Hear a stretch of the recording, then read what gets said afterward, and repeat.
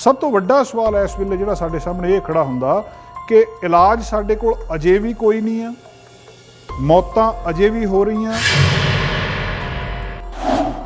Number of cases बहुत सारिया थावां दे उत्ते वध रहे हैं। भारत दे विच ये अंकड़ा वध रहा, पर फिर भी रीओपनिंग उत्थे हो रही है। पंजाब दे विच बसां चल पैणियां, उत्थे 6 फुट की दूरी तो रखी नहीं जा सकती। सारा कुछ उस तरह हो जाना। रशिया दे विच भी यही हाल आ।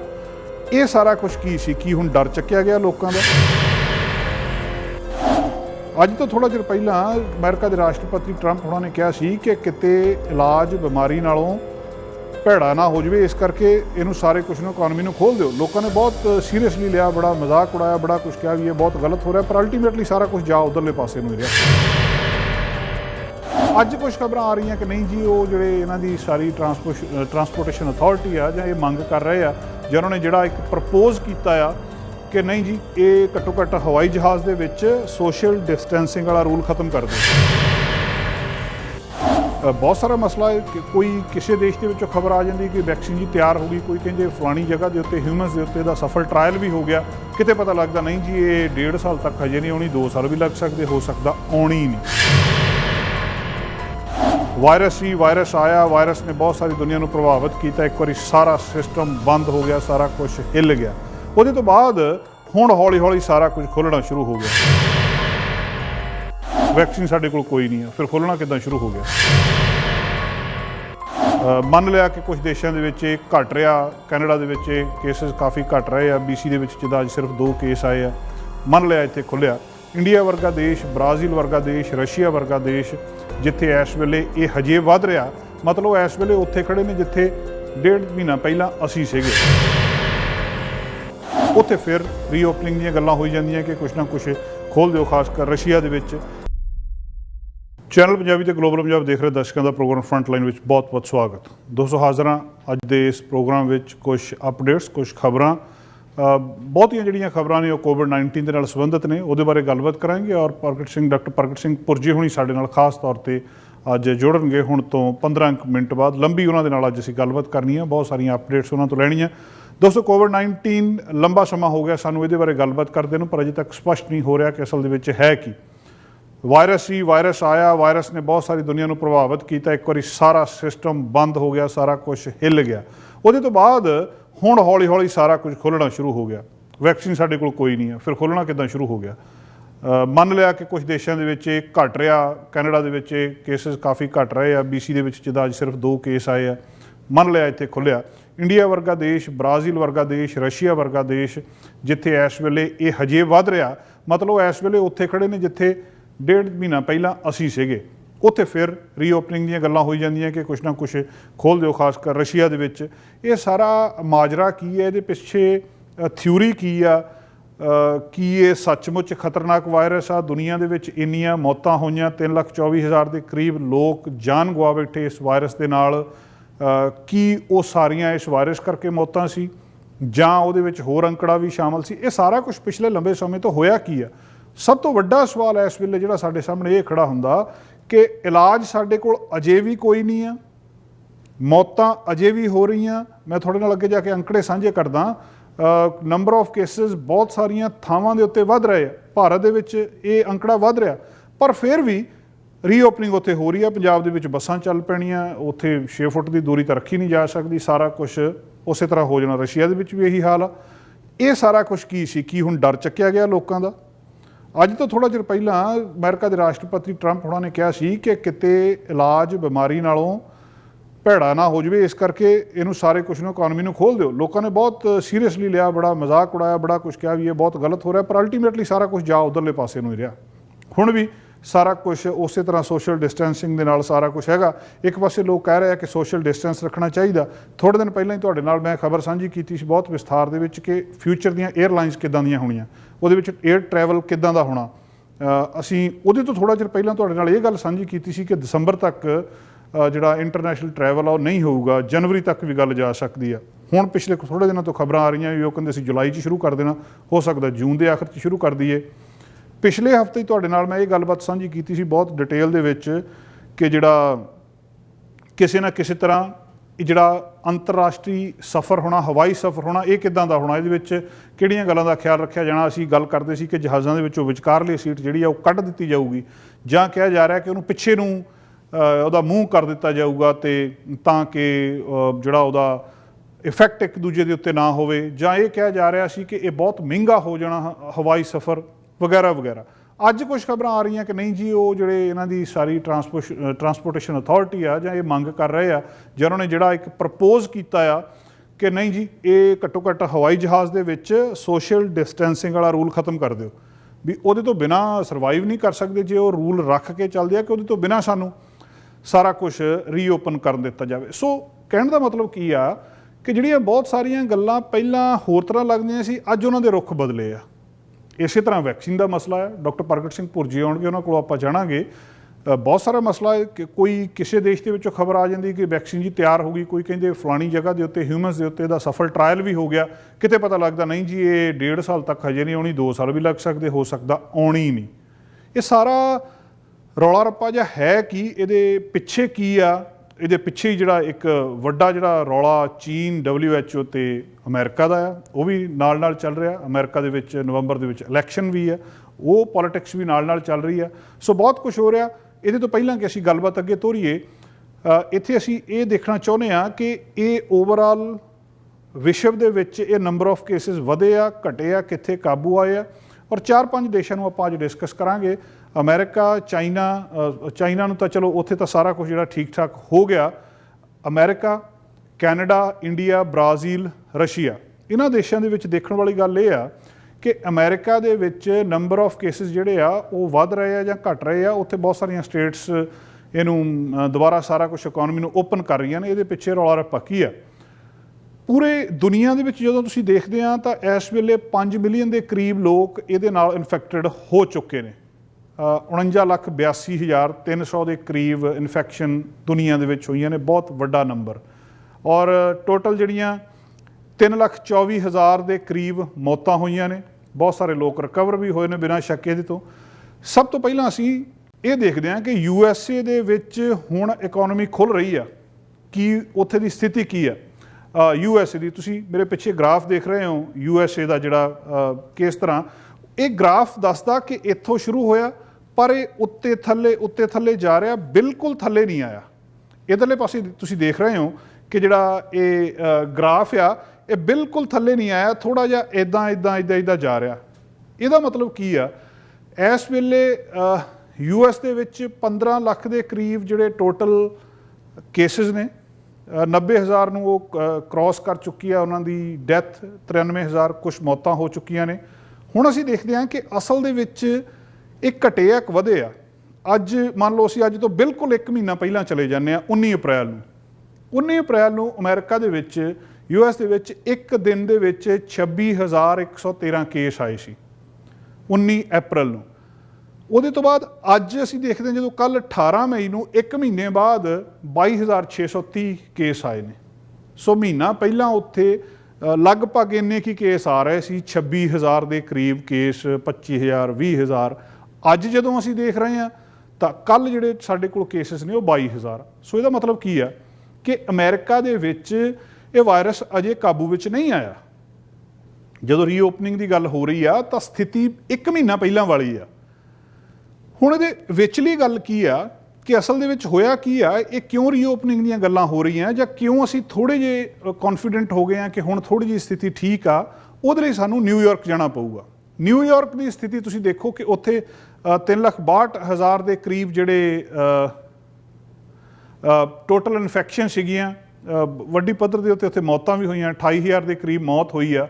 ਤੁਸੀਂ ਮੇਰੇ ਪਿੱਛੇ ਹੁਣ ਜਿਹੜਾ ਗ੍ਰਾਫ ਦੇਖ ਰਹੇ ਹੋ ਨਿਊਯਾਰਕ ਦਾ, ਇਹਨੂੰ 1 ਮਹੀਨਾ ਪਹਿਲਾਂ ਜਦੋਂ ਤੁਸੀਂ ਦੇਖੋਗੇ, 1 ਮਹੀਨਾ ਪਹਿਲਾਂ ਬਿਲਕੁਲ ਜਿਹੜੀ ਸਥਿਤੀ ਸੀਗੀ ਉਹ 15 ਅਪ੍ਰੈਲ ਨੂੰ 11,661 ਇੱਕ ਦਿਨ ਦੇ ਵਿੱਚ ਉੱਥੇ ਕੇਸਿਸ ਆਏ ਸੀ। 11,661, ਉਹ ਬਿਲਕੁਲ ਜਿਹੜੀ ਉੱਚੀ ਬਾਰ ਦੇਖ ਰਹੇ ਹੋ ਵਿੱਚ ਰੈੱਡ ਕਲਰ ਦੀ, ਇਹ ਉਸ ਦਿਨ ਦੇ ਮਰੀਜ਼ ਨੇ ਇੱਕ ਦਿਨ ਦੇ 11,000 ਤੇ 15 ਅਪ੍ਰੈਲ ਨੂੰ ਉੱਥੇ। ਔਰ 18 ਮਈ ਨੂੰ ਜਦੋਂ ਅਸੀਂ ਕੱਲ੍ਹ ਦੇਖਦੇ ਹਾਂ, ਬਿਲਕੁਲ ਇਸ ਪਾਸੇ ਆਹ 18 ਮਈ ਗ੍ਰਾਫ ਬਿਲਕੁਲ ਥੱਲੇ ਆ ਚੁੱਕਿਆ। ਇੱਥੇ ਸਿਰਫ ਦੋਸਤੋ ਜਿਹੜੇ 1,419 ਮਰੀਜ਼ ਸਾਹਮਣੇ ਆਏ ਨੇ।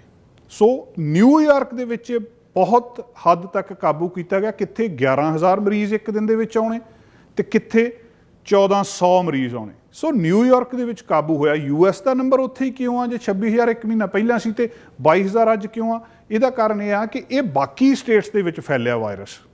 ਕੈਲੀਫੋਰਨੀਆ ਦੂਜੇ ਨੰਬਰ ਤੇ ਅਸੀਂ ਇਹਨੂੰ ਦੇਖਦੇ ਹਾਂ। ਕੈਲੀਫੋਰਨੀਆ ਦੇ ਵਿੱਚ ਦੋਸਤੋ 83,000 ਦੇ ਕਰੀਬ ਟੋਟਲ ਜਿਹੜੇ ਕੇਸਿਸ ਨੇ, 3400 ਉੱਥੇ ਮੌਤ ਹੋਈ ਆ। ਕੈਲੀਫੋਰਨੀਆ ਦੇ ਵਿੱਚ ਇੱਕ ਮਹੀਨਾ ਪਹਿਲਾਂ ਯਾਨੀ ਕਿ 18 ਅਪ੍ਰੈਲ ਨੂੰ 1500 ਦੇ ਕਰੀਬ ਇੱਕ ਦਿਨ ਦੇ ਵਿੱਚ ਕੇਸ ਆ ਰਿਹਾ ਸੀ। 1500 ਕੈਲੀਫੋਰਨੀਆ ਦਾ ਜਦੋਂ ਤੁਸੀਂ ਗ੍ਰਾਫ ਦੇਖ ਰਹੇ ਹੋ ਇਹ ਲਗਭਗ ਉਹੋ ਜਿਹਾ ਹੀ ਆ, ਥੱਲੇ ਸ਼ੁਰੂ ਹੋਇਆ ਥੋੜਾ ਉੱਤੇ ਨੂੰ ਜਾ ਰਿਹਾ। ਇਹਦਾ ਮਤਲਬ ਨੰਬਰ ਆਫ ਕੇਸਿਸ ਵਧੇ ਆ। ਸੋ ਕੱਲ ਜਦੋਂ ਅਸੀਂ 18 ਮਈ ਨੂੰ ਦੇਖਦੇ ਹਾਂ ਉੱਥੇ 1400 ਨਵਾਂ ਜਿਹੜਾ ਪੇਸ਼ੈਂਟ ਆ ਉਹ ਸਾਹਮਣੇ ਆਇਆ। ਸੋ ਇੱਕ ਮਹੀਨਾ ਪਹਿਲਾਂ ਜੇ ਉੱਥੇ 1500 ਸੀ ਤਾਂ ਇੱਕ ਮਹੀਨਾ ਬਾਅਦ ਉੱਦਾਂ ਦੀ ਸਥਿਤੀ ਆ। 18 ਮਈ ਨੂੰ ਉੱਥੇ 1400 ਦੇ ਕਰੀਬ ਨਵੇਂ ਕੇਸ ਸਾਹਮਣੇ ਆਏ। ਇਹਦਾ ਮਤਲਬ ਨਿਊਯਾਰਕ ਵਾਲੇ ਹਿੱਸੇ ਦੇ ਵਿੱਚ ਤਾਂ ਅਮਰੀਕਾ 'ਚ ਕਾਬੂ ਹੋ ਗਿਆ, ਪਰ ਇਹ ਹੁਣ ਸਾਰੀਆਂ ਥਾਵਾਂ ਦੇ ਉੱਤੇ ਬਾਕੀ ਫੈਲ ਰਿਹਾ। ਇਸੇ ਤਰ੍ਹਾਂ ਉੱਥੇ ਪੀਕ ਤੇ ਜਾਊਗਾ, ਉਹਦੇ ਤੋਂ ਬਾਅਦ ਉੱਥੋਂ ਇਹ ਫਿਰ ਘਟੂਗਾ। ਸੋ ਇਹਦਾ ਮਤਲਬ ਕੀ ਹੋ ਗਿਆ ਕਿ ਰੀਓਪਨਿੰਗ ਦੀ ਗੱਲ ਕਿਉਂ ਹੋ ਰਹੀ ਹੈ, ਕਿਉਂ ਅਸੀਂ ਥੋੜ੍ਹੀ ਜਿਹੀ ਖੁੱਲ੍ਹ ਲੈ ਰਹੇ ਹਾਂ ਹੁਣ, ਕਿਉਂ ਅਸੀਂ ਥੋੜ੍ਹਾ ਜਿਹਾ ਘੁੰਮਣਾ ਫਿਰਨਾ ਸ਼ੁਰੂ ਕਰ ਦਿੱਤਾ, ਬੀਚਿਸ ਓਪਨ ਹੋ ਗਈਆਂ ਬਹੁਤ ਸਾਰੇ ਥਾਵਾਂ ਦੇ ਉੱਤੇ, ਹੋਰ ਜਿਹੜੇ ਨਾਨ ਐਸੈਂਸ਼ੀਅਲ ਬਿਜ਼ਨਸ ਆ ਉਹ ਓਪਨ ਹੋ ਗਏ। ਇਹਦੇ ਵਿਚਲਾ ਨੁਕਤਾ ਇਹੀ ਆ ਕਿ ਇਸ ਵਾਇਰਸ ਨੇ ਹਰ ਇੱਕ ਜਗ੍ਹਾ ਦੇ ਉੱਤੇ ਫੈਲਣਾ। ਇੱਥੇ ਤੁਸੀਂ ਦੇਖ ਸਕਦੇ ਹੋ ਇਹ ਵਾਇਰਸ ਫੈਲੂਗਾ, ਫੈਲਣ ਤੋਂ ਬਾਅਦ ਇਹ ਹੌਲੀ ਹੌਲੀ ਬਾਕੀ ਥਾਵਾਂ ਦੇ ਉੱਤੇ ਜਾਊਗਾ, ਜਿੱਦਾਂ ਪਹਿਲਾਂ ਨਿਊਯਾਰਕ 'ਚ ਹੋਇਆ, ਫਿਰ ਕੈਲੀਫੋਰਨੀਆ ਦੇ ਵਿੱਚ। ਅਲਟੀਮੇਟਲੀ ਇਹਨੇ ਠੀਕ ਠਾਕ ਹੋ ਜਾਣਾ। ਅਗਲਾ ਦੋਸਤੋ ਰਸ਼ੀਆ, ਜਿਹੜਾ ਦੂਜਾ ਇੰਪੋਰਟੈਂਟ ਦੇਸ਼ ਆ ਅਮਰੀਕਾ ਤੋਂ ਬਾਅਦ। ਅਸੀਂ ਕਰ ਕੀ ਰਹੇ ਹਾਂ, ਅਸੀਂ ਸਮਝਣ ਦੀ ਕੋਸ਼ਿਸ਼ ਕਰ ਰਹੇ ਹਾਂ ਕਿ ਅਸਲ ਦੇ ਵਿੱਚ ਇੱਥੇ ਵਾਪਰਿਆ ਕੀ ਹੈ। ਰਸ਼ੀਆ ਦੇ ਵਿੱਚ ਗ੍ਰਾਫ ਬਿਲਕੁਲ ਅਪੋਜ਼ਿਟ ਜਾ ਰਿਹਾ। ਤੁਸੀਂ ਇੱਧਰਲੇ ਪਾਸੇ ਦੇਖੋ, ਗ੍ਰਾਫ ਬਿਲਕੁਲ ਉੱਪਰ ਗਿਆ, ਇੱਧਰਲੇ ਪਾਸਿਓਂ ਸ਼ੁਰੂ ਹੋਇਆ, ਇਹ ਬਿਲਕੁਲ ਉੱਪਰ ਚਲਿਆ ਗਿਆ। ਹੁਣ ਰਸ਼ੀਆ ਦੀ ਹਾਲਤ ਕੀ ਹੈ ਕਿ ਇਸ ਵੇਲੇ ਉੱਥੇ ਜਿਹੜੇ 1,99,000 ਦੇ ਕਰੀਬ ਟੋਟਲ ਪੇਸ਼ੈਂਟ ਨੇ, 2800 ਉੱਥੇ ਮੌਤ ਹੋਈ ਆ। ਇੱਕ ਮਹੀਨਾ ਪਹਿਲਾਂ ਰਸ਼ੀਆ ਦੇ ਵਿੱਚ 485 ਕੇਸ ਆਏ ਸੀ ਇੱਕ ਦਿਨ ਦੇ ਵਿੱਚ, 18 ਅਪ੍ਰੈਲ ਨੂੰ 485, ਔਰ ਅੱਜ ਉੱਥੇ 9700 ਨਵਾਂ ਮਰੀਜ਼ ਆਇਆ। ਕਿੱਥੇ 485, ਕਿੱਥੇ 9700। ਗਿਣਤੀ ਬਹੁਤ ਵੱਡੇ ਲੈਵਲ ਦੇ ਉੱਤੇ ਇਹ ਵੱਧ ਗਈ। ਉੱਥੇ ਇਹ ਇਸੇ ਤਰ੍ਹਾਂ ਬ੍ਰਾਜ਼ੀਲ ਦੇ ਵਿੱਚ ਹੋ ਰਿਹਾ। 27,000 ਜਿਹੜਾ ਬ੍ਰਾਜ਼ੀਲ ਦੇ ਵਿੱਚ ਜਿਹੜੀ ਗਿਣਤੀ ਆ, ਜੇ ਤੁਸੀਂ ਇੱਕ ਮਹੀਨਾ ਪਹਿਲਾਂ ਦੇਖੋ 17 ਅਪ੍ਰੈਲ ਨੂੰ 3200 ਇੱਕ ਦਿਨ ਦੇ ਵਿੱਚ ਉੱਥੇ ਜਿਹੜੇ ਪੇਸ਼ੈਂਟ ਸਾਹਮਣੇ ਆਏ ਸੀ। ਬਿਲਕੁਲ ਇਧਰਲੇ ਪਾਸੇ ਗ੍ਰਾਫ ਥੱਲੇੋਂ ਸ਼ੁਰੂ ਹੋ ਰਿਹਾ ਔਰ ਅਪਵਰਡ ਉੱਪਰ ਨੂੰ ਜਾ ਰਿਹਾ। ਇਹ 17 ਅਪ੍ਰੈਲ ਨੂੰ ਉੱਥੇ 3200 ਇੱਕ ਦਿਨ ਦੇ ਵਿੱਚ ਮਰੀਜ਼ ਸਾਹਮਣੇ ਆਇਆ ਸੀ, ਤੇ ਜੇ ਅਸੀਂ ਕੱਲ੍ਹ ਦੇਖਦੇ ਹਾਂ ਤਾਂ ਉੱਥੇ 14,288 ਆਏ ਆ। ਕਿੱਥੇ 3200, ਕਿੱਥੇ 14,000। ਸੋ ਉੱਥੇ ਬਹੁਤ ਤੇਜ਼ੀ ਦੇ ਨਾਲ ਵਧਿਆ, ਰਸ਼ੀਆ ਦੇ ਵਿੱਚ, ਬ੍ਰਾਜ਼ੀਲ ਦੇ ਵਿੱਚ। ਔਰ ਅਗਲਾ ਦੋਸਤੋ ਸਾਡੇ ਕੋਲ ਇੰਡੀਆ, ਜਿਹਦੇ ਵੱਲ ਸਾਡਾ ਧਿਆਨ ਜਾਂਦਾ ਕਿ ਇੰਡੀਆ ਦੇ ਵਿੱਚ ਇਸ ਵੇਲੇ ਕੀ ਸਥਿਤੀ ਆ। ਲੱਖ ਤੋਂ ਉੱਤੇ ਉੱਥੇ ਵੀ ਹੋ ਚੁੱਕਿਆ, 3300 ਦੇ ਕਰੀਬ ਉੱਥੇ ਮੌਤ ਹੋ ਚੁੱਕੀ ਆ। ਬਿਲਕੁਲ ਇੱਕ ਮਹੀਨਾ ਪਹਿਲਾਂ ਦੇਖਦੇ ਹਾਂ ਅਸੀਂ, ਬਿਲਕੁਲ ਇਹ ਵੀ ਇੱਧਰਲੇ ਪਾਸੇ ਦੇਖੋ ਬਿਲਕੁਲ ਘੱਟ ਆ, ਥੱਲਿਓਂ ਉੱਪਰ ਨੂੰ ਜਾ ਰਹੀ ਹੈ ਇਹ ਕਰਵ। 18 ਅਪ੍ਰੈਲ ਨੂੰ ਉੱਥੇ, ਮੈਂ 18 ਅਪ੍ਰੈਲ ਇਸ ਕਰਕੇ ਡੇਟ ਲੈ ਰਿਹਾ ਕਿ ਅੱਜ ਤੋਂ ਮਹੀਨਾ ਪਹਿਲਾਂ ਕੀ ਸਥਿਤੀ ਸੀ, ਅੱਜ ਕੀ ਆ। ਇੰਡੀਆ ਦੇ ਵਿੱਚ 18 ਅਪ੍ਰੈਲ ਨੂੰ 957 ਕੇਸ ਸੀਗੇ, ਔਰ ਇੱਕ ਮਹੀਨੇ ਬਾਅਦ ਕੱਲ੍ਹ ਉੱਥੇ 5200 ਕੇਸ ਨਵਾਂ ਆਇਆ। ਸੋ ਤੁਸੀਂ ਦੇਖ ਲਓ ਵੀ ਕਿੰਨੇ ਗੁਣਾ, 5 ਗੁਣਾ ਜ਼ਿਆਦਾ ਜਿਹੜੇ ਕੇਸਿਸ ਨੇ ਉਹ ਸਾਹਮਣੇ ਆ ਰਹੇ ਨੇ। ਇਹ ਬਹੁਤ ਇੱਕ ਉੱਥੇ ਦੀ ਅਲਾਰਮਿੰਗ ਸਿਚੁਏਸ਼ਨ ਆ। ਪਰ ਇਹਦੇ ਨਾਲ ਜਿਹੜੀ ਗੱਲ ਮੈਂ ਬਾਰ-ਬਾਰ ਕਰ ਰਿਹਾ ਕਿ ਇਕੋਨਮੀ ਹਰ ਜਗ੍ਹਾ ਖੁੱਲ੍ਹ ਰਹੀ ਆ। ਜਿੱਥੇ ਕਿਤੇ ਵੀ ਪਹਿਲਾਂ ਇਹ ਨਹੀਂ ਸੀਗੀ, ਉੱਥੇ ਹਰ ਇੱਕ ਥਾਂ ਦੇ ਉੱਤੇ ਇਕੋਨਮੀ ਜਿਹੜੀ ਆ ਉਹ ਖੁੱਲ੍ਹ ਰਹੀ ਆ। ਕੈਨੇਡਾ ਦੇ ਵਿੱਚ ਤੁਸੀਂ ਜਾਣਦੇ ਹੋ ਕਿ ਕਿਸ ਕਿਸਮ ਦੀ ਸਥਿਤੀ ਆ। 80,000 ਦੇ ਕਰੀਬ ਇੱਥੇ ਨੇ ਟੋਟਲ ਇਨਫੈਕਸ਼ਨਸ ਨੇ, 5900 ਮੌਤ ਹੋ ਚੁੱਕੀ ਆ। 18 ਜਿਹੜੀ ਪਹਿਲਾਂ ਜਿਹੜੀ ਸਥਿਤੀ ਸੀਗੀ, ਜਿਹੜੀ 18 ਅਪ੍ਰੈਲ ਨੂੰ ਇੱਥੇ ਸਥਿਤੀ ਸੀਗੀ, 1821 ਪੇਸ਼ੈਂਟ ਆਏ ਸੀ। ਅੱਜ 1000 ਕੁ ਪੇਸ਼ੈਂਟ ਆਇਆ ਕੱਲ੍ਹ 18 ਮਈ ਨੂੰ। ਇੱਥੇ ਇਸ ਕਰਵ ਨੂੰ ਦੇਖ ਸਕਦੇ ਹੋ ਤੁਸੀਂ, ਫਲੈਟ ਹੋ ਗਈ ਆ ਲਗਭਗ। ਇਹ ਇੱਧਰਲੇ ਪਾਸੇ ਤੁਸੀਂ ਦੇਖ ਰਹੇ ਹੋ ਬਿਲਕੁਲ ਇੱਕ ਸਾਰ ਇਹ ਹੋ ਰਹੀ ਆ, ਵਿੱਚ ਜਾਂ ਕਿਤੇ ਵਧੀ ਸੀ ਪਰ ਫੇਰ ਫਲੈਟ ਹੋ ਗਈ। ਇੱਧਰ ਥੱਲਿਓਂ ਸ਼ੁਰੂ ਹੋਈ ਸੀ ਇਹ। ਕੈਨੇਡਾ ਦੀ ਵੀ ਸਥਿਤੀ ਨੂੰ ਤੁਸੀਂ ਕਹਿ ਸਕਦੇ ਹਾਂ ਕਿ ਇਹ ਕੰਟਰੋਲ ਦੇ ਵਿੱਚ ਹੈਗੀ ਆ। ਸੋ ਇਹ ਇਸ ਵੇਲੇ ਇਹਨਾਂ 4-5 ਦੇਸ਼ਾਂ ਦੀ, 5-6 ਦੇਸ਼ਾਂ ਦੀ ਜਿਹੜੀ ਸਥਿਤੀ ਆ, ਜਿਨ੍ਹਾਂ ਦੇ ਵਿੱਚੋਂ ਰੂਸ, ਇੰਡੀਆ, ਬ੍ਰਾਜ਼ੀਲ, ਇਹ ਅਜੇ ਵੱਧ ਰਹੇ ਆ, ਤੇ ਬਾਕੀ ਜਿਹੜੇ ਹੈਗੇ ਆ ਕੈਨੇਡਾ, ਅਮਰੀਕਾ, ਇਹ ਜਿਹੜੇ ਨੇ ਇਹਨਾਂ ਦੇ ਵਿੱਚ ਕਾਫੀ ਸਥਿਤੀ ਕਾਬੂ ਦੇ ਵਿੱਚ ਆ। ਅਮਰੀਕਾ ਦੇ ਵਿੱਚ, ਨਿਊਯਾਰਕ ਦੇ ਵਿੱਚ ਬਿਲਕੁਲ ਕਾਬੂ ਦੇ ਵਿੱਚ ਆ ਗਈ ਸਥਿਤੀ, ਕਾਫੀ ਹੱਦ ਤੱਕ ਥੱਲੇ ਚਲੇ ਗਏ। ਕੈਲੀਫੋਰਨੀਆ ਜਾਂ ਬਾਕੀ ਜਿਹੜੀਆਂ ਸਟੇਟਸ ਹੈਗੀਆਂ ਉਹਨਾਂ ਦੇ ਵਿੱਚ ਹਜੇ ਜਾਂ ਵੱਧ ਰਹੇ ਨੇ ਜਾਂ ਉੱਥੇ ਕਿਤੇ ਨਾ ਕਿਤੇ ਇਹ ਖੜੇ ਨੇ। ਕਤਰ ਦੇ ਵਿੱਚ ਦੋਸਤੋ ਇੱਕ ਜਿਹੜੀ ਮਹੱਤਵਪੂਰਨ ਗੱਲ ਆ ਕਿ ਉੱਥੇ ਇਸ ਵੇਲੇ 34,000 ਦੇ ਕਰੀਬ ਕੇਸਿਸ ਨੇ। ਤੁਹਾਨੂੰ ਪਤਾ ਕਤਰ ਕੰਟਰੀ ਬਾਰੇ ਤੁਸੀਂ ਜਾਣਦੇ ਆ, ਔਰ ਉੱਥੇ ਜਿਹੜੇ ਕਿ ਉੱਥੋਂ ਦੇ ਮੋਰ ਦੈਨ 1% ਇਹਦੀ ਪਾਪੂਲੇਸ਼ਨ ਦੇ ਹੈਗੇ ਆ। ਜਿੰਨੀ ਉੱਥੇ ਟੋਟਲ ਪਾਪੂਲੇਸ਼ਨ ਆ 34,000 ਕੇਸਿਸ 1% ਉੱਥੇ ਦੀ ਪਾਪੂਲੇਸ਼ਨ ਦੇ ਨੇ। ਬਹੁਤ ਵੱਡੀ ਗਿਣਤੀ ਦੇ ਵਿੱਚ ਵਾਧਾ ਹੋਇਆ। ਔਰ ਉੱਥੇ ਜਿਹੜੀਆਂ 1365 ਅੱਜ ਜਿਹੜਾ ਕੱਲ੍ਹ ਸੋਮਵਾਰ ਉੱਥੇ ਇੱਕ ਦਿਨ ਦੇ ਵਿੱਚ 1365 ਮਰੀਜ਼ ਸਾਹਮਣੇ ਆਏ ਆ। ਕਤਰ ਦੀ ਮੈਂ ਗੱਲ ਕਿਉਂ ਕਰ ਰਿਹਾ, ਉਹਨਾਂ ਨੇ ਇੱਕ ਇਹਤਰਾਜ਼ ਮੋਬਾਈਲ ਐਪ ਆ, ਉਹਦਾ ਨਾਂ ਆ ਇਹਤਰਾਜ਼ EHTERAZ। ਇਹਤਰਾਜ਼ ਇਹ ਇੱਕ ਮੋਬਾਈਲ ਐਪ ਉਹਨਾਂ ਨੇ ਇਹਨੂੰ ਕੰਪਲਸਰੀ ਕਰ ਦਿੱਤਾ ਕਿ ਹਰ ਇੱਕ ਬੰਦੇ ਕੋਲ ਇਹ ਮੋਬਾਈਲ ਐਪ ਜ਼ਰੂਰ ਹੋਣੀ ਚਾਹੀਦੀ ਆ। ਇਸ ਐਪ ਦੇ ਨਾਲ ਤੁਹਾਡੇ ਨੇੜੇ ਜਿਹੜਾ ਬੰਦਾ ਆ ਕੀ ਉਹਨੂੰ ਕਰੋਨਾ ਵਾਇਰਸ ਹੈਗਾ ਕਿ ਨਹੀਂ, ਬਲੂਟੁੱਥ ਦੇ ਨਾਲ, ਇੱਦਾਂ ਨਹੀਂ ਵੀ ਉਹਨੇ ਟੈਸਟ ਕਰ ਦੇਣਾ ਬਲੂਟੁੱਥ ਦੇ ਨਾਲ ਵੀ ਉਹਨੂੰ COVID-19 ਹੈਗਾ ਕਿ ਨਹੀਂ। ਇਹਨੇ ਜੇ ਤੁਸੀਂ ਆਪਣੇ ਡਾਟੇ ਦੇ ਵਿੱਚ ਭਰਿਆ ਆ ਤਾਂ ਉਹ ਤੁਹਾਨੂੰ ਪਤਾ ਲੱਗ ਜਾਣਾ ਤੁਸੀਂ ਕਿਹੜੇ ਏਰੀਏ ਦੇ ਵਿੱਚ ਜਾ ਰਹੇ ਹੋ, ਉੱਥੇ ਆਲੇ ਦੁਆਲੇ ਕਿੰਨੀ ਕੁ ਡੈਂਸ ਪਾਪੂਲੇਸ਼ਨ ਆ ਜਿਹਨੂੰ ਇਹ COVID-19 ਹੋਇਆ ਆ, ਤੁਹਾਡਾ ਰੋਜ਼ ਦੀ ਅਪਡੇਟ ਕੀ ਆ, ਤੁਹਾਨੂੰ ਕੋਈ ਸੁਨੇਹਾ ਦੇਣਾ ਸਰਕਾਰ ਨੇ, ਉਹ ਸਾਰਾ ਕੁਝ ਉਸ ਐਪ ਦੇ ਜ਼ਰੀਏ ਦਿੱਤਾ ਜਾ ਰਿਹਾ। ਉਹਨਾਂ ਨੇ ਇਸ ਐਪ ਨੂੰ ਮੈਂਡੇਟਰੀ ਕਰਤਾ, ਇਹਨੂੰ ਕੰਪਲਸਰੀ ਕਰਤਾ ਕਿ ਹਰ ਇੱਕ ਵਿਅਕਤੀ ਦੇ ਫੋਨ ਦੇ ਵਿੱਚ ਇਹ ਐਪ ਹੋਣੀ ਜ਼ਰੂਰ ਚਾਹੀਦੀ ਆ।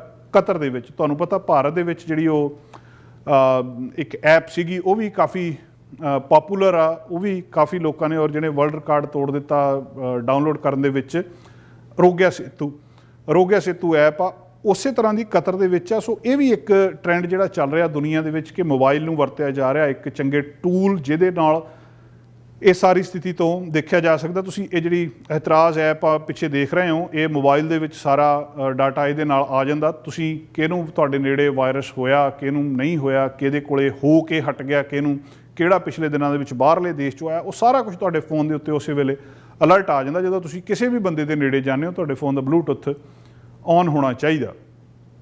ਸੋ ਦੋਸਤੋ ਇਹਦੇ ਨਾਲ ਨਾਲ ਦੁਨੀਆ ਜਿਸ ਤਰੀਕੇ ਨਾਲ ਬਦਲ ਰਹੀ ਆ, ਅੱਜ ਜਿੱਦਾਂ ਕਿ ਇਹ ਵੀ ਅਨਾਊਂਸਮੈਂਟ ਹੋਈ ਆ ਕਿ US ਕੈਨੇਡਾ ਦਾ ਜਿਹੜਾ ਬਾਰਡਰ ਆ ਉਹ ਐਡੀਸ਼ਨਲ 30 ਡੇਜ਼ ਦੇ ਲਈ ਹੋਰ ਬੰਦ ਕਰ ਦਿੱਤਾ ਗਿਆ।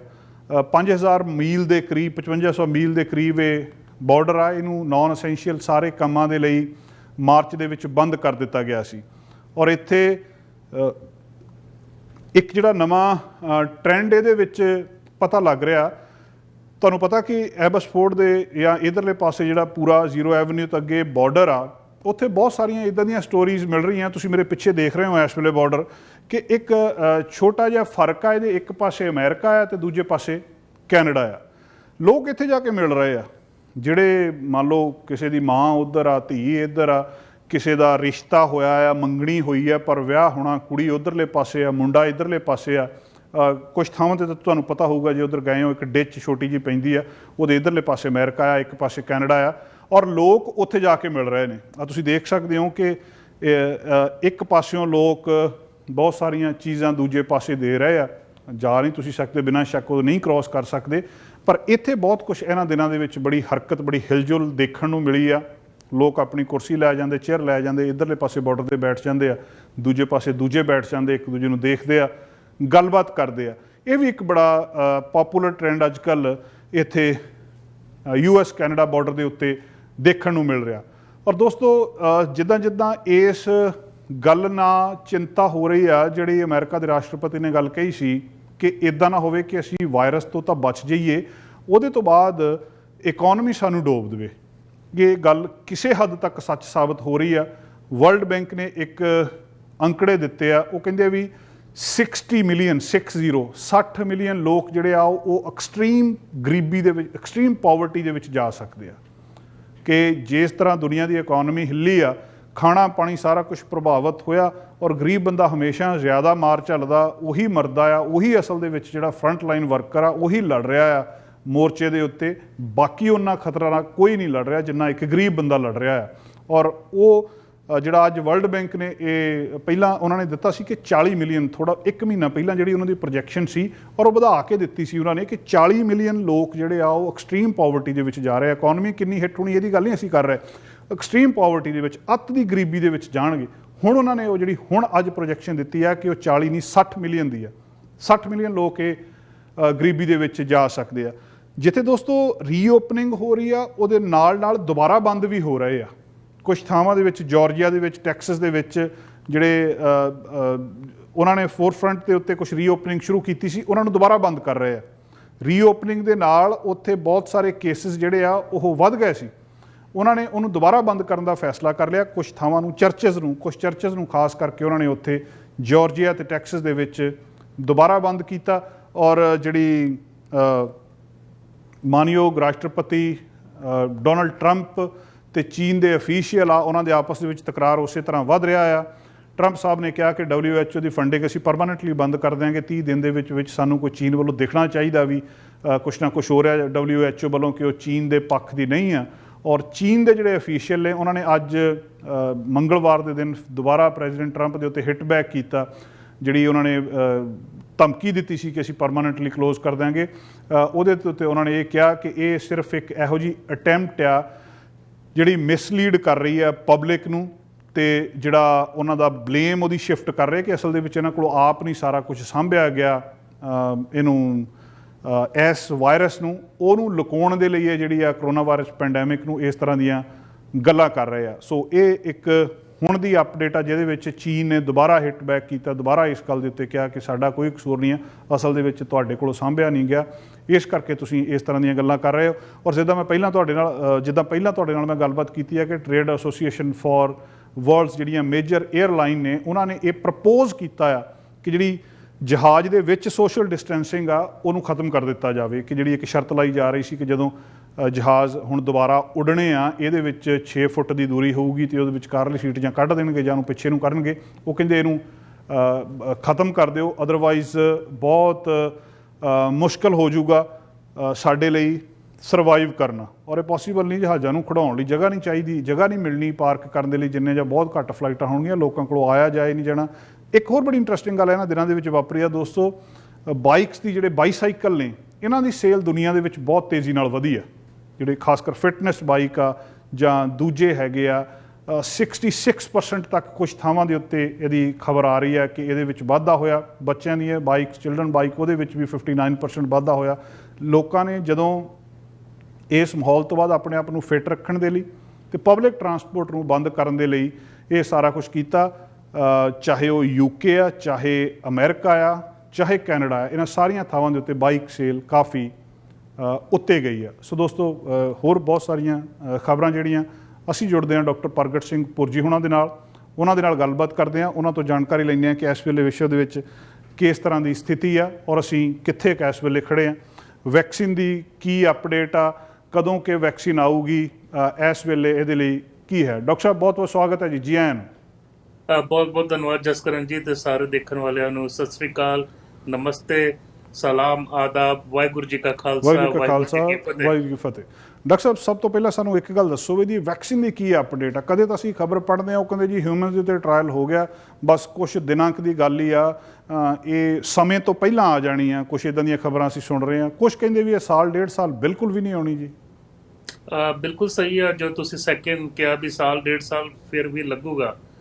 ਜਿਹੜਾ ਨਾ ਵੈਕਸੀਨ ਆ ਉਹ ਜਦੋਂ ਹਿਊਮਨ ਟਰਾਇਲ 'ਚ ਆਉਂਦੀ, ਪਹਿਲਾਂ ਐਨੀਮਲ ਟਰਾਇਲ 'ਚ ਚੱਲਦੀ ਆ, ਫਿਰ ਹਿਊਮਨ ਟਰਾਇਲ 'ਚ ਆਉਂਦੀ ਆ, ਉਹਨੂੰ 3 ਫੇਜ਼ਿਸ ਤੇ ਲੰਘਣਾ ਪੈਂਦਾ ਜੀ। ਜਿਹੜੀ ਕੱਲ ਮੋਡਰਨਾ ਜਿਹੜੀ ਕੰਪਨੀ ਹੈਗੀ ਮੈਸਾਚੂਸਟ ਦੀ, ਉਹਨਾਂ ਨੇ ਖਬਰ ਦਿੱਤੀ ਸੀ, ਉਹ ਨਾ ਕਿਉਂਕਿ ਇਹ ਕੋਵਿਡ ਦਾ RNA ਵਾਇਰਸ ਹੈਗਾ, ਲੇਕਿਨ ਉਹਦੇ 'ਚ ਇੱਕ ਤੱਤ ਹੁੰਦਾ, ਉਹਨੂੰ ਕਹਿੰਦੇ ਮੈਸੇਂਜਰ, ਜਿਹੜਾ ਮੈਸੇਜ ਦੇਣ ਵਾਲਾ ਹੁੰਦਾ ਵੀ RNA ਆਪਣੇ ਆਪ ਨੂੰ ਕਿੱਦਾਂ ਮਲਟੀਪਲਾਈ ਕਰਨਾ, ਉਹਨੂੰ ਕਹਿੰਦੇ ਮੈਸੇਂਜਰ RNA। ਸੋ ਮੈਸੇਂਜਰ RNA ਨੰਬਰ ਹੈਗਾ 1273।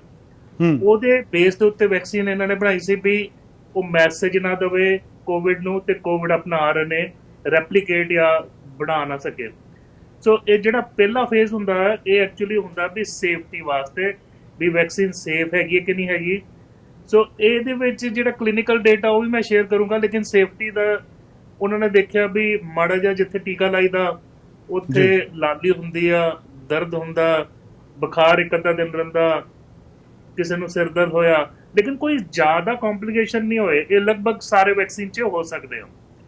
ਇਹਦੇ 'ਚ ਉਹਨਾਂ ਨੇ ਬਹੁਤ ਹੈਲਦੀ ਨੌਜਵਾਨ 45 ਲੋਕ ਲਿੱਤੇ ਸੀ ਜਿਹੜੇ ਵੋਲੰਟੀਅਰ ਹੋ ਕੇ ਆਏ, ਉਹਦੇ 'ਚ ਕੋਈ ਮੈਡੀਕਲ ਸਟੂਡੈਂਟਸ ਵੀ ਸਨ, ਤੇ ਉਹਨਾਂ ਦੇ ਵਿੱਚ ਉਹਨਾਂ ਨੇ 3 ਗਰੁੱਪ 'ਚ ਵੰਡਿਆ ਸੀ 15-15 ਦੇ, ਤੇ ਉਹ ਤਿੰਨਾਂ ਨੂੰ ਵੱਖ-ਵੱਖ ਡੋਸੇਸ ਦਿੱਤੀਆਂ। ਕਿਸੇ ਨੂੰ 50 ਦਿੱਤੀ, ਕਿਸੇ ਨੂੰ 100 ਦਿੱਤੀ, ਕਿਸੇ ਨੂੰ 150 ਮਾਈਕਰੋਗ੍ਰਾਮ ਵੈਕਸੀਨ ਦਿੱਤੀ, ਦੇਖਣ ਵਾਸਤੇ ਵੀ ਕਿਹੜਾ ਡੋਜ਼ ਠੀਕ ਰਹੂਗਾ।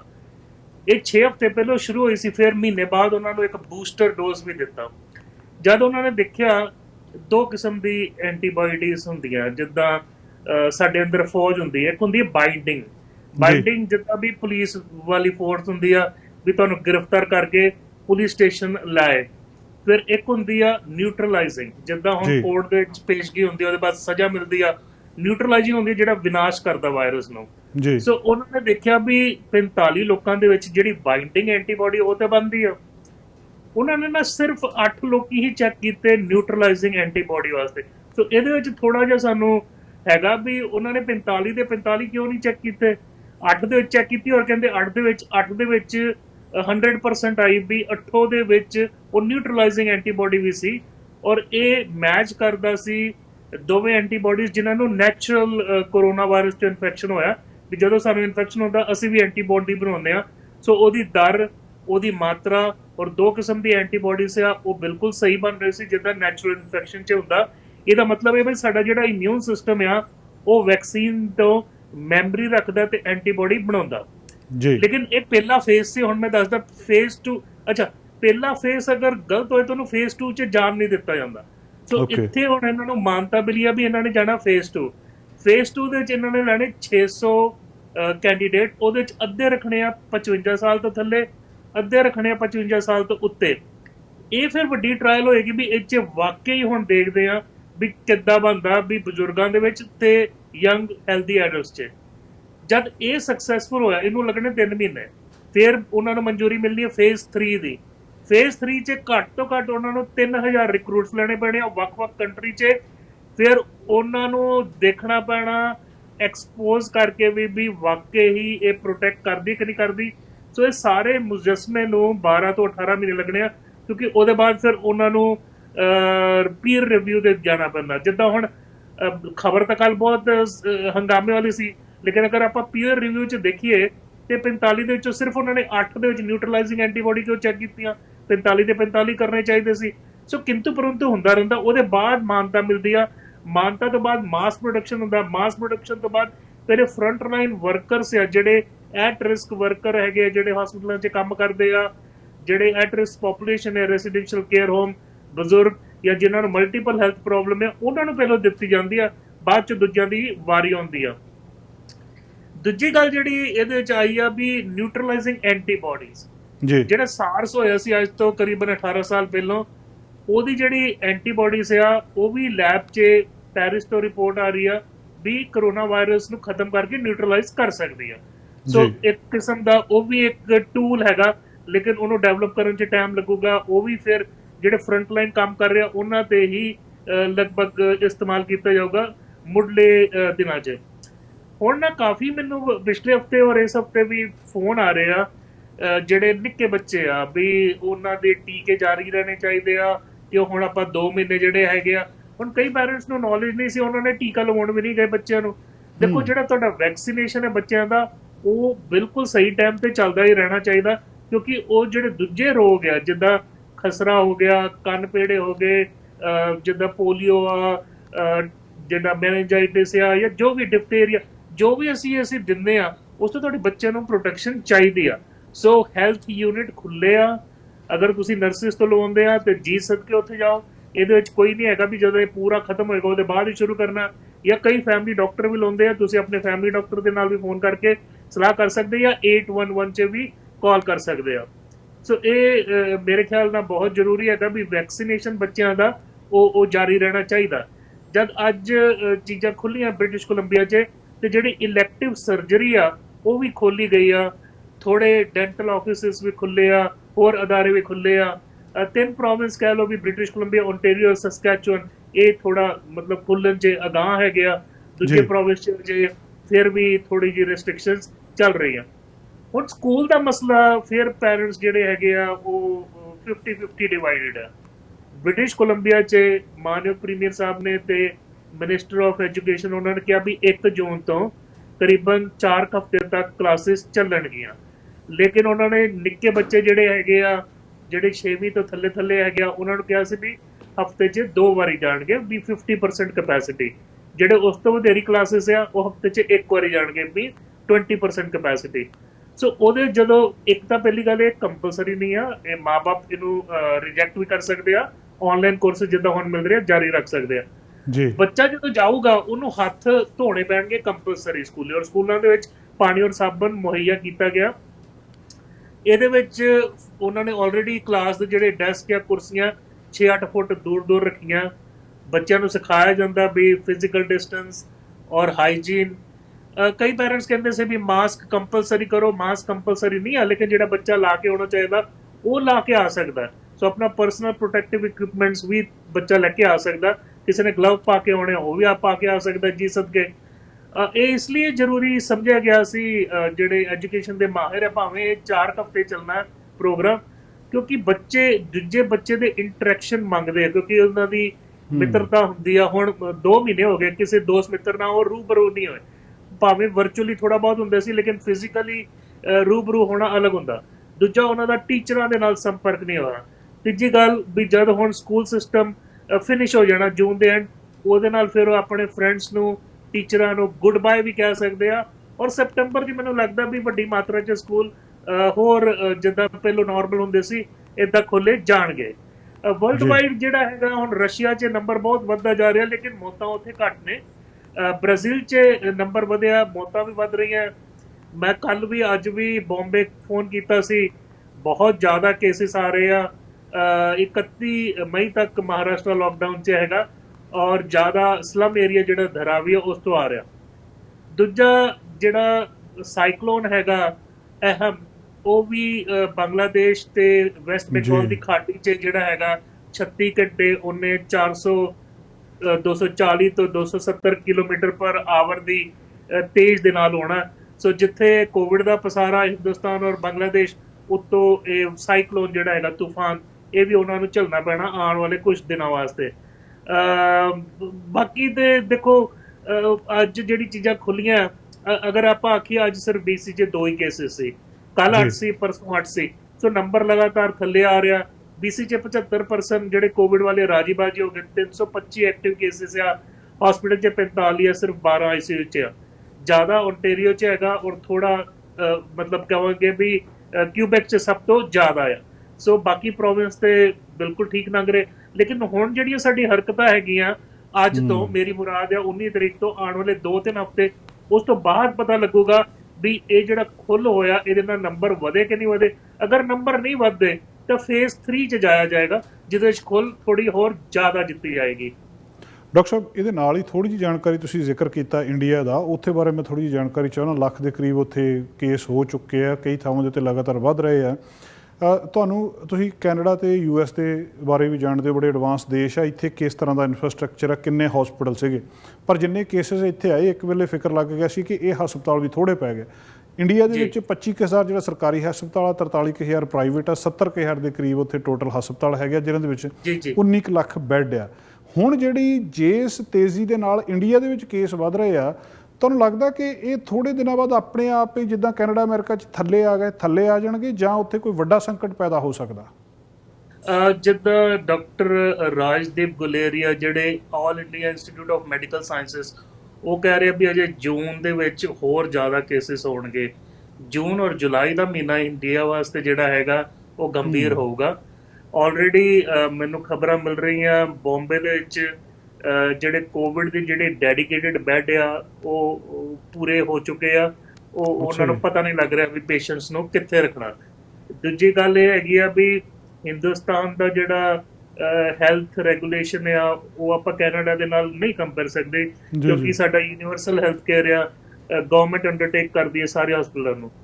ਹਿੰਦੁਸਤਾਨ 'ਚ 75% ਕੇਅਰ ਪ੍ਰਾਈਵੇਟ ਹਸਪੀਟਲ ਪ੍ਰੋਵਾਈਡ ਕਰਦੇ ਆ, ਲੇਕਿਨ ਜਿਹੜਾ ਕੋਵਿਡ ਦਾ ਜਿਹੜਾ ਸਿਲਸਿਲਾ ਹੈਗਾ ਉਹਦੇ ਵਿੱਚ ਪ੍ਰਾਈਵੇਟ ਹਸਪੀਟਲ ਨੂੰ ਇਜਾਜ਼ਤ ਨਹੀਂ ਹੈਗੀ ਵੀ ਕੋਵਿਡ ਦੇ ਪੇਸ਼ੈਂਟ ਕੇਅਰ ਕਰਨ ਵਾਸਤੇ। ਸੋ ਇੱਕ ਤਾਂ ਸਾਰਾ ਬਰਡਨ 25% ਜਿਹੜੇ ਪਬਲਿਕ ਫੰਡਡ ਹਸਪੀਟਲ ਆ ਉਹਨਾਂ ਦੇ ਉੱਤੇ ਆ ਰਿਹਾ। ਦੂਜਾ ਉਹਨਾਂ ਕੋਲ ਰਿਸੋਰਸਿਸ ਘੱਟ ਆ। ਟੈਸਟਿੰਗ ਵਾਸਤੇ ਕਿਟਸ ਘੱਟ ਆ, ਪਰਸਨਲ ਪ੍ਰੋਟੈਕਟਿਵ ਇਕਵਿਪਮੈਂਟ ਘੱਟ ਆ, ਬੈਡਸ ਦੀ ਸ਼ਾਰਟੇਜ ਆ। ਸੋ ਇੱਕ ਕਿਸਮ ਦੀ ਦੁਵਿਧਾ ਹੈਗੀ ਇਸ ਵੇਲੇ। ਕੱਲ ਔਰ ਪਰਸੋਂ ਔਰ ਅੱਜ ਵੀ ਮੈਂ ਬੰਬੇ ਗੱਲ ਕਰ ਰਿਹਾ ਸੀ, ਕੇਸਿਸ ਦੀ ਜਿਹੜੀ ਫੁਮਾਰ ਆ ਉਹ ਵੱਧਦੀ ਜਾ ਰਹੀ ਆ। ਉਹਨਾਂ ਕੋਲ ਰਿਸੋਰਸਿਸ, ਮੈਨ ਪਾਵਰ ਤੇ ਹੈਗਾ, ਲੇਕਿਨ ਰਿਸੋਰਸਿਸ ਨਹੀਂ ਹੈਗੇ, ਫਿਜ਼ੀਕਲ ਸਪੇਸ ਨਹੀਂ ਹੈਗਾ, ਬੈੱਡ ਨਹੀਂ ਹੈਗੇ, ਔਰ ਜਿਹੜੀ ਟੈਸਟਿੰਗ ਕੈਪੈਸਿਟੀ ਆ ਉਹ ਵੀ ਲਿਮਿਟਿਡ ਹੈਗੀ ਆ, ਕਿਉਂਕਿ ਇਹ ਟੈਸਟ ਮਹਿੰਗੇ ਆ।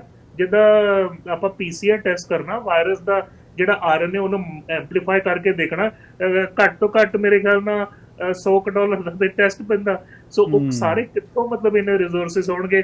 ਸੋ ਹਿੰਦੁਸਤਾਨ ਨੂੰ ਇਸ ਸੰਕਟ ਦੇ ਵਿੱਚ ਪਤਾ ਨਹੀਂ ਕਿਸ ਮਤਲਬ ਹਾਲਾਤ ਚੋਂ ਨਿਕਲਣਾ ਪੈਣਾ।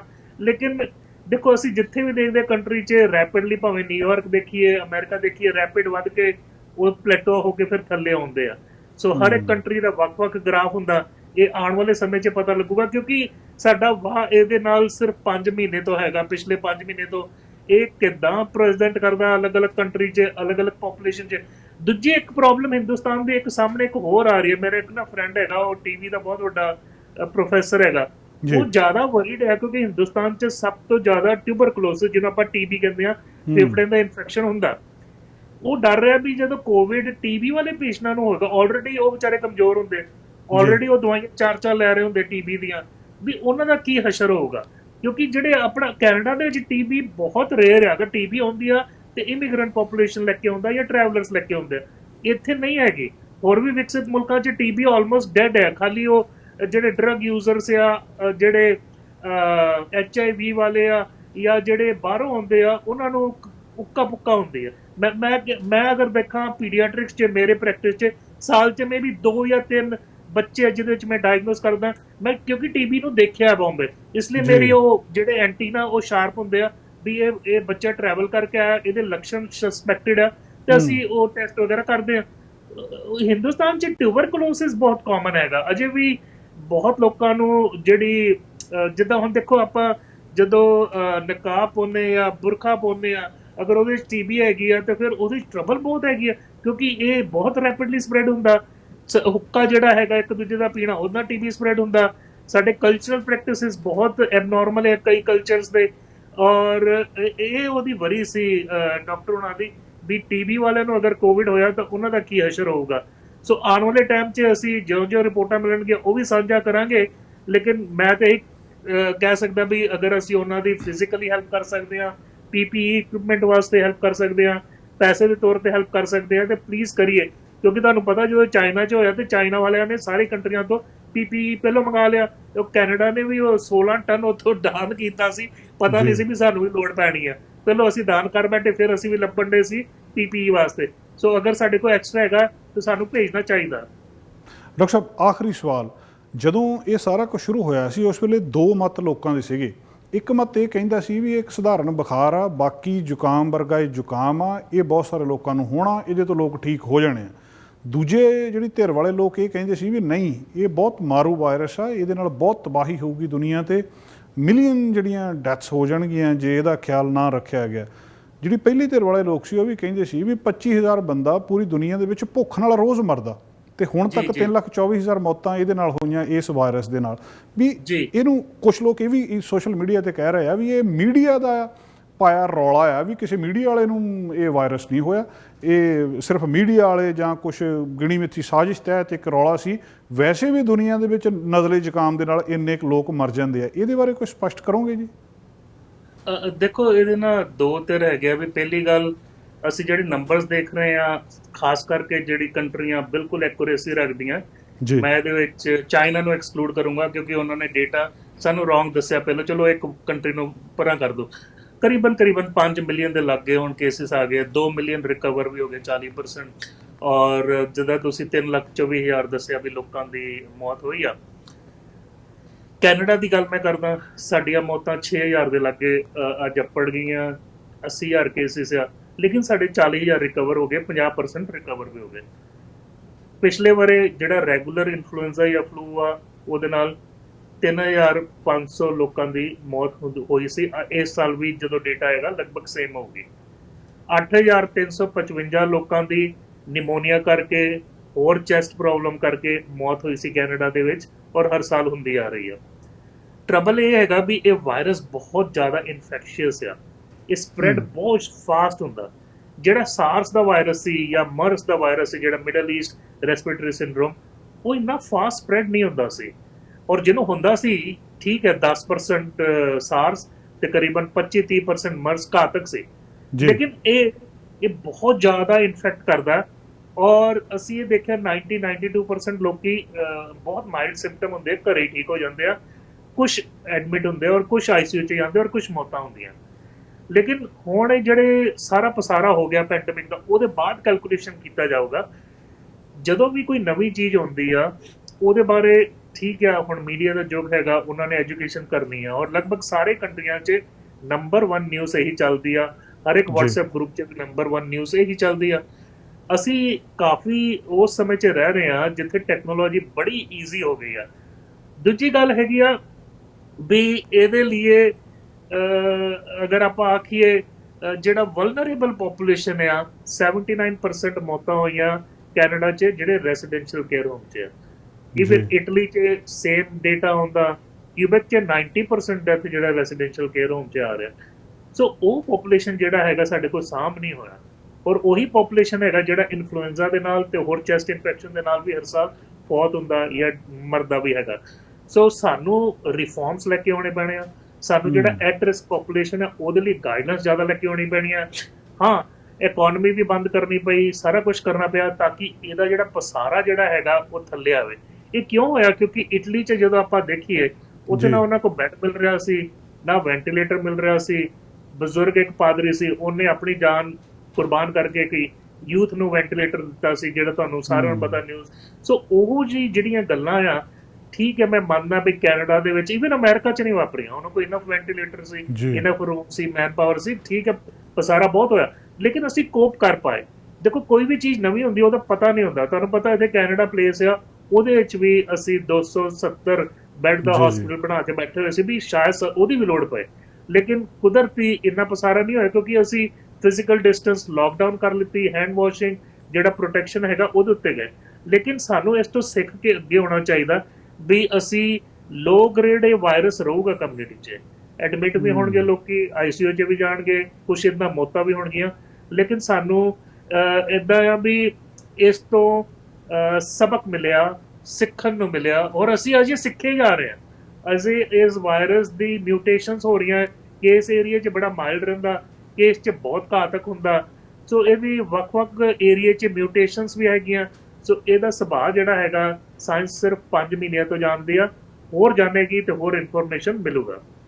ਡਾਕਟਰ ਸਾਹਿਬ ਬਹੁਤ-ਬਹੁਤ ਸ਼ੁਕਰੀਆ ਜੀ, ਮਿਹਰਬਾਨੀ, ਤੁਸੀਂ ਸਮਾਂ ਕੱਢਦੇ ਹੋ। ਕੱਲ ਫਿਰ ਤੁਹਾਡੇ ਨਾਲ ਮੁਲਾਕਾਤ ਹੋਏਗੀ ਜੀ। ਬਹੁਤ-ਬਹੁਤ ਸ਼ੁਕਰੀਆ ਡਾਕਟਰ ਸਾਹਿਬ। ਬਹੁਤ-ਬਹੁਤ ਧੰਨਵਾਦ। ਖੁਸ਼ ਰਹੋ, ਆਬਾਦ ਰਹੋ, ਹੱਸਦੇ ਰਹੋ, ਵਸਦੇ ਰਹੋ। ਹੁਣ ਕਾਫੀ ਗੁੱਡ ਸਮਾਂ ਆ ਗਿਆ ਔਰ ਅਸੀਂ ਫੇਸ 2 ਚ ਆ ਰਹੇ, ਲੇਕਿਨ ਸਭ्य ਰਹਿਣਾ, ਸ਼ਾਂਤ ਰਹਿਣਾ, ਔਰ ਅਸੀਂ ਜੋ ਕਰ ਰਹੇ ਸੀ personal protective equipment, physical distance, hand washing, ਉਹ ਸਾਰਾ ਜਾਰੀ ਰੱਖੋ। Thank you. ਸ਼ੁਕਰੀਆ ਜੀ। ਦੋਸਤੋ, ਇਸ ਹਨ ਡਾਕਟਰ ਪ੍ਰਗਟ ਸਿੰਘ ਪੁਰ ਜੀ, ਉਹਨਾਂ ਦੇ ਨਾਲ ਅਸੀਂ ਗੱਲਬਾਤ ਕੀਤੀ ਔਰ ਜਿਹੜੀ ਆਖਰੀ ਔਰ ਬਹੁਤ ਇੰਪੋਰਟੈਂਟ ਗੱਲ ਉਹਨਾਂ ਨੇ ਕਹੀ ਹੈ ਉਹਦਾ ਸਾਰੇ ਧਿਆਨ ਰੱਖੋ, ਆਪਣਾ ਵਿਚਾਰ ਰੱਖੋ, 6 ਫੁੱਟ ਦੂਰੀ 'ਤੇ ਰਹੋ।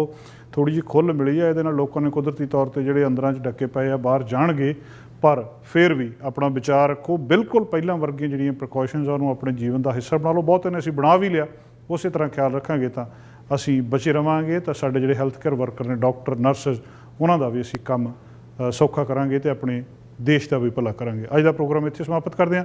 ਕੱਲ੍ਹ ਫਿਰ ਹਾਜ਼ਰ ਹੋਵਾਂਗੇ ਕੁਛ ਖਬਰਾਂ ਦੇ ਨਾਲ ਤੇ ਡਾਕਟਰ ਪ੍ਰਗਟ ਸਿੰਘ ਪੁਰ ਜੀ ਹੁਣਾਂ ਨਾਲ ਖਾਸ ਗੱਲਬਾਤ ਲਈ। ਅਲਵਿਦਾ ਦੋਸਤੋ। ਸਾਡਾ ਹਰ ਇੱਕ ਪ੍ਰੋਗਰਾਮ ਦੇਖਣ ਤੇ ਸਾਡੇ ਨਾਲ ਜੁੜਨ ਲਈ ਸਬਸਕ੍ਰਾਈਬ ਕਰੋ ਚੈਨਲ ਪੰਜਾਬੀ ਤੇ ਨੋਟੀਫਿਕੇਸ਼ਨ ਲਈ ਬੈਲ ਆਈਕਨ ਵਾਲੇ ਬਟਨ ਤੇ ਕਲਿੱਕ ਕਰੋ।